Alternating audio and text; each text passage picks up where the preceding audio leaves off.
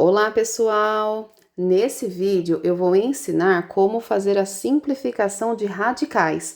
Quando a gente percebe que a raiz ela não é exata, que eu penso na tabuada, mas eu não consigo encontrar qual é o valor. Quando eu tenho aqui, ó, a raiz do 9, é uma raiz quadrada, né? Tem um 2 aqui escondido no índice. E aqui eu tenho que pensar qual é o número que ele vezes ele dá 9. Então, se você sabe tabuada, você já vai saber que é o 3. Qual é o número que ele vezes ele dá 144? Pode até fazer algum cálculo aí, se for preciso, e fazendo, nós vamos descobrir que é o 12. Então, a raiz de 144 é 12, porque 12 vezes 12 resulta em 144. Só que quando nós pensamos na raiz, por exemplo, de 80, eu vou pensar qual é o número que ele vezes ele dá 80. Na tabuada, nós sabemos que 9 vezes 9 dá 81. Então, eu sei que é um número menor do que 9. Mas também não é o 8, porque 8 vezes 8 dá apenas 64. Se eu tivesse que aproximar essa raiz para um número decimal, eu poderia então pensar assim: bom, se 9 vezes 9 dá 81, então, a raiz de 80 é um pouquinho menos, eu poderia aproximar aqui para 8,9, por exemplo, tá? Só que não são em todos os casos que nós podemos aproximar essa raiz quadrada para um número decimal. Às vezes a gente precisa resolver de uma outra maneira. Isso vai depender de onde essa raiz apareceu, de que tipo de situação, problema você está resolvendo. E é aí que entra a simplificação de radicais. Tá? Então, vamos lá. Primeiro eu vou mostrar para vocês um porquê matemático, então vai ficar um cálculo maior e depois eu já vou mostrar a forma prática, né? Porque a gente precisa de algo prático para resolver as próximas atividades. Então, quando eu tenho essa situação, a primeira coisa que eu faço é fatorar esse número utilizando os números primos. Então, eu escrevo aqui, ó, 80... Passo ali o traço e vou dividir sempre pelos números primos. Então, 80, como ele é par, vou começar por 2. 80 dividido por 2 dá 40. Dividido por 2 é 20. Dividido por 2 é 10. Dividido por 2 é 5. E dividido por 5 é 1.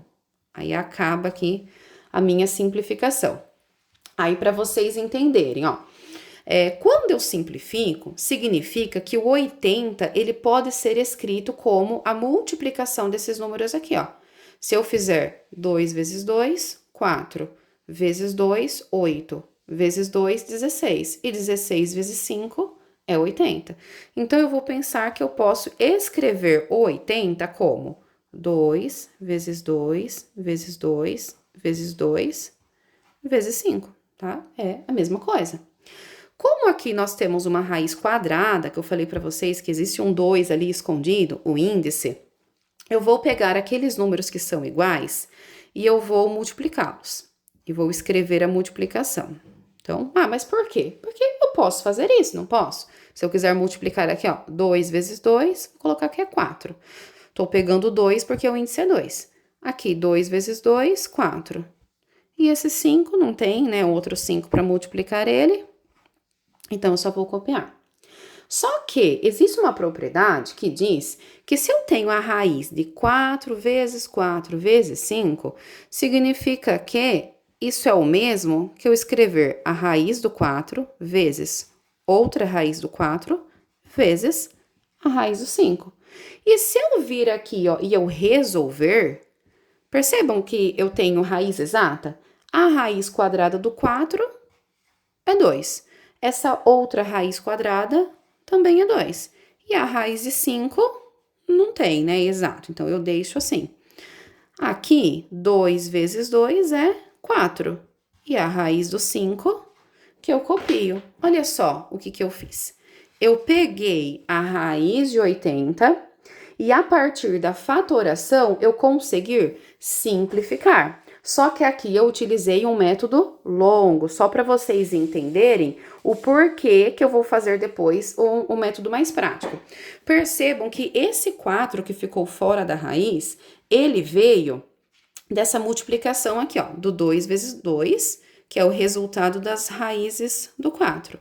E se eu olhar diretamente para cá, olha o que eu poderia ter feito para economizar todo esse espaço. Olha só, 2 vezes 2, 4. 2 vezes 2, 4. Eu poderia pensar, bom, aqui eu tenho um grupinho do 2, aqui.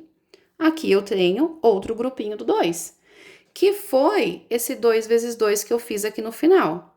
Esse 5 que eu não consegui agrupar, ele continuou aqui. Então, aqui um grupinho do 2, vou repetir, é esse 2 aqui. Aqui outro grupinho do 2, é esse 2 aqui. Multiplicando, virou 4. O que nós fazemos na prática, pessoal? Ao invés de fazer tudo isso, mas que é importante vocês entenderem, para vocês saberem o porquê que a gente usa o método prático. Então, aqui comigo, ó. Ao invés de escrever tudo isso, eu faço assim, ó. Eu tenho aqui um grupinho do número 2, aqui eu tenho outro grupinho do número 2. E esse 5, ele não tem grupinho, ele ficou sozinho. Logo, como aqui o que envolve de operação é a multiplicação, eu vou multiplicar. Tudo aquilo que eu fiz grupinho, eu multiplico e sai da raiz. 2 vezes 2, 4. Tudo aquilo que ficou sozinho, fica dentro da raiz. Na prática, então, se eu tivesse que resolver a raiz de 80, eu iria fazer essa fatoração aqui, iria formar os grupinhos, ver ali se forma ou não, e já viria aqui para o resultado. Ah, esse 2 é grupo, esse 2 é grupo. 2 vezes 2, 4. O 5 ficou sozinho, fica dentro da raiz. Essa é a forma prática. Vou fazer um outro exemplo para ficar bem claro para vocês. Agora, só a forma prática para simplificar nossa vida. Raiz de 120 não é exata, então eu vou fatorar o 120. 120 dividido por 2, 60. Divido por 2, dá 30. Divido por 2, dá 15. Agora não é par mais, então divido por 3, dá 5. Divido por 5, dá 1. Acabou a fatoração, eu venho ver aqui o que eu consigo agrupar de 2 em 2, porque a raiz é quadrada. Aqui forma um grupinho do 2. Esse 2 não forma grupinho, fica sozinho. Esse 3 também não forma grupo. E esse 5 também não. O que forma grupo sai da raiz. Aquilo que não forma grupo fica dentro da raiz. Mas, como aqui eu tenho 3 valores, eu vou multiplicar. 2 vezes 3, 6. E 6 vezes 5, 30. E pronto, ó, eu simplifiquei aquela raiz que não era exata. Na próxima, raiz de 75, também não é exata, então eu vou fatorar. Como ele não é par, não dá para dividir por 2. Eu poderia dividir por 3 ou por 5. Eu vou dividir por 5 aqui. 75 dividido por 5 dá 15. 15 eu consigo dividir por 5 de novo, dá 3. E 3 dividido por 3 dá 1. Cheguei no 1, acabou a faturação. Vamos para os grupinhos. Aqui forma um grupinho do número 5 e aqui eu tenho um 3 que fica sozinho. O que formou o grupo sai da raiz. O que ficou sozinho fica dentro da raiz. Aí vocês podem me perguntar, tá, mas todos esses exemplos são raízes quadradas. E se não for quadrada? E se for cúbica, por exemplo? Vamos ver o que vai mudar? Raiz cúbica de 80, eu vou colocar o 80 aqui novamente e vou simplificar. Por 2 que dá 40, por 2 que dá 20, por 2 dá 10, por 2 dá 5 e por 5 que dá 1. Lá na raiz quadrada, quando nós fizemos, nós agrupamos de 2 em 2. Aqui o meu objetivo é agrupar de 3 em 3. Então, aqui, ó, eu percebo que esse 2, ele se repete 3 vezes. Então, eu tenho um grupinho do 2. Esse 2 não tem para fazer grupinho. Então, ele fica dentro da raiz, ele tá sozinho. E esse 5 aqui, ele também está sozinho. E aí, eu vou seguir a mesma ideia. Quem formou o grupinho de 3, ele sai da raiz. Quem não formou, fica dentro da raiz. No caso, como é o 2 e é o 5, 2 vezes 5, 10. E aí, nós não podemos esquecer que essa raiz é cúbica. Então, essa daqui também vai ser cúbica. Se fosse uma raiz quarta, o grupinho seria com 4 valores, e assim por diante. No meu último exemplo, eu trouxe um caso aqui que às vezes também gera dúvidas. A princípio, eu olho para a raiz, que número que ele vezes ele dá 70? Percebo que não é um número exato, então eu vou fatorar.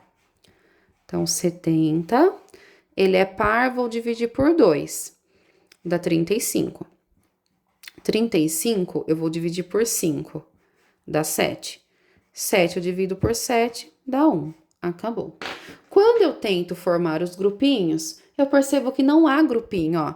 Esse tá sozinho, esse tá sozinho, esse tá sozinho. Se não forma grupo, significa que ninguém sai da raiz. Logo, a raiz de 70 é raiz 70 mesmo. Nem toda raiz ela pode ser simplificada. Existem raízes que simplesmente dão o mesmo valor, tá? Então, é isso, pessoal. Comenta aí para mim se vocês ficaram com dúvidas. Quais são as dúvidas de vocês? Tchau, tchau!